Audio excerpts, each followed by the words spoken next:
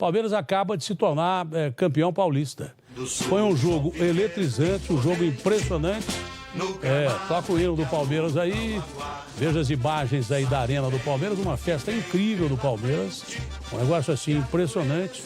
O Jô empatou nos 45 do segundo tempo, parecia Premier League, onde tem gol só depois de 45 minutos, aparece um gol atrás do outro, né?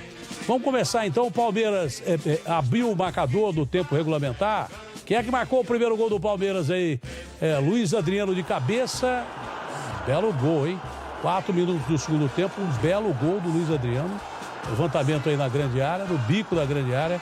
Ele colocou lá no canto, o Cássio até que, acho que pegou na bola. O Cássio não chegou a bater na mão do Cássio. Não. Quando tudo parecia resolvido, né? Quando tudo parecia acabado, um pênalti. Faltava acho que 10 segundos para o fim do jogo. O jogo foi lá e caixa.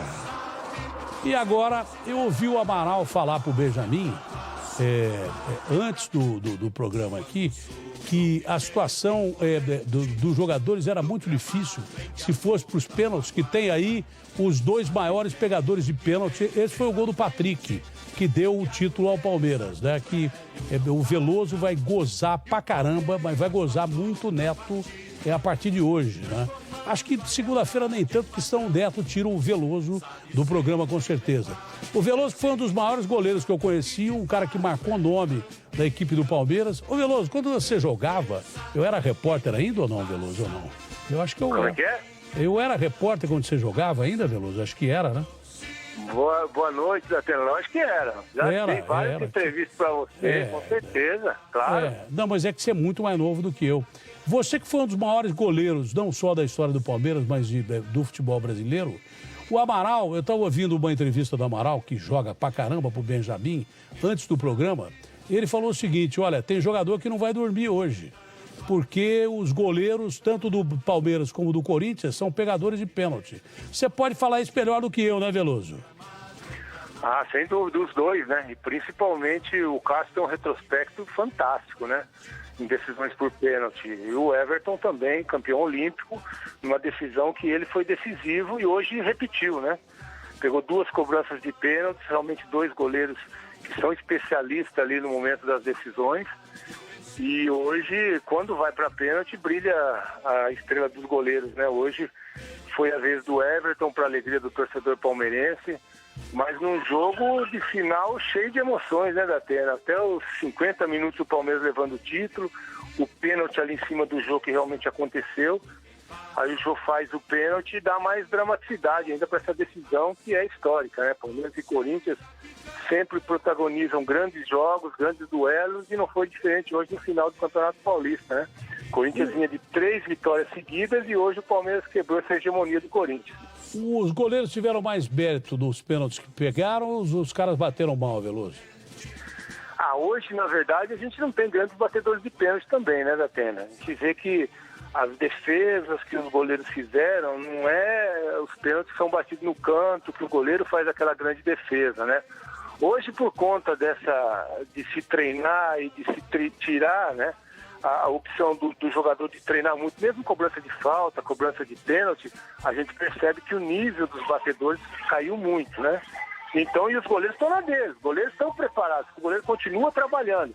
E quando você pega os atletas que já não tem mais aquela qualidade, não tem mais aquela repetição como tinha na década de 90, quando eu joguei, que a gente fazia sessões e sessões de pênaltis, de falta, então isso facilita para o goleiro, né? E o Everton estava ligado, estava atento, fez 2 grandes defesas e ajudou demais essa conquista do Palmeiras. Tem um helicóptero ali ao redor do estádio do Palmeiras, lógico que não sei se tem torcida lá ou não deve ter, né? Porque não pode ter, né? Mas eu estou vendo alguns fogos ali do lado, foi uma festa enorme, dá para repetir ali os fogos logo depois da conquista do título? E vamos mais uma vez mostrando as imagens aí dos gols aí. Veloso, é natural que, eu não sei, se por méritos a gente pode falar, por meritocracia, o Palmeiras merecia mais esse seu 23º título, não é? Primeiro que o Vanderlei Luxemburgo, além de ser um grande treinador, ele é largo pra caramba. Ele tem uma sorte que é um negócio impressionante, mas ele é um baita treinador. Filipão falou um dia para mim, quando os dois estavam no auge, que o Vanderlei era o melhor técnico de campo que ele tinha conhecido. Não é à toa que o Vanderlei foi técnico do Real Madrid. Chegou a ser técnico do Real Madrid. Mas desses 2 últimos jogos, parece que os jogadores ficaram devendo. Não deram grandes espetáculos, mas pelas campanhas, né? O Corinthians se classificou muito mais graças ao São Paulo do que propriamente pelo futebol que ele desenvolveu. Essa é a grande realidade, não é? Tinha que dividir a taça com o São Paulo se ganhasse. Mas você acha que o Palmeiras realmente foi melhor durante o campeonato e está bem entregue a taça para o time do Vanderlei Luxemburgo, ô Veloso? O Palmeiras fez uma campanha muito boa, né, Datena? Até a parada aí, a suspensão do campeonato, o Palmeiras junto com o Santo André tinha a melhor campanha do campeonato, né?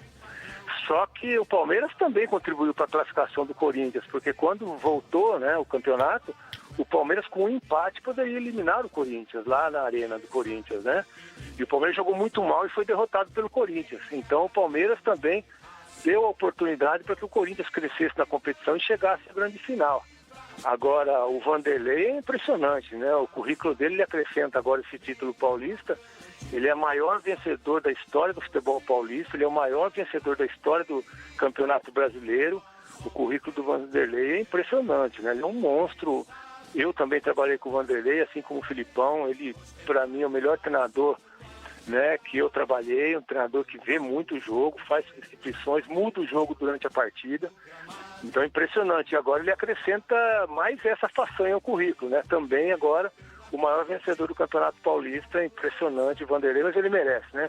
Andou um tempo em baixa, cobrado, diziam que o Vanderlei tinha acabado, que estava ultrapassado, e ele voltou no Vasco, pegou um time o ano passado na zona do rebaixamento, fez uma grande campanha com o Vasco, voltou a treinar um time que realmente briga por títulos e voltou a vencer o Campeonato Paulista, né? Ele é o grande vencedor aí desse campeonato para mim, porque mais uma vez ele demonstra toda a sua qualidade e seu perfil como treinador, né? No momento em que a gente está sempre exaltando os treinadores que vêm de fora, como foi o Jorge Jesus, que também fez uma grande campanha, é verdade, mas o Vanderlei mostra que a gente também tem treinadores de qualidade e a gente precisa também prestigiar mais nossos treinadores. Olha, do alto e de baixo, Takemoto e Senna em cima, e embaixo não pode ter aglomeração, mas num momento como esse aí a torcida não respeita, é claro. Tem pouca gente ali, mas tem, ó. Do alto e de baixo, vai. Do alto e de baixo e com o hino do Palmeiras e com o gol do Patrick aí, vai. Vai, Latino, monta aí você mesmo, vai. No gramado em que a o Beto vai entrar, Pô. Olha lá aqui das defesas aí. Olha as defesas, veja aí. E no final, o Patrick, um jovem jogador, decidindo contra o Cássio, experiente. Mas os dois goleiros aí, como sempre, provaram que são pegadores de pênalti mesmo.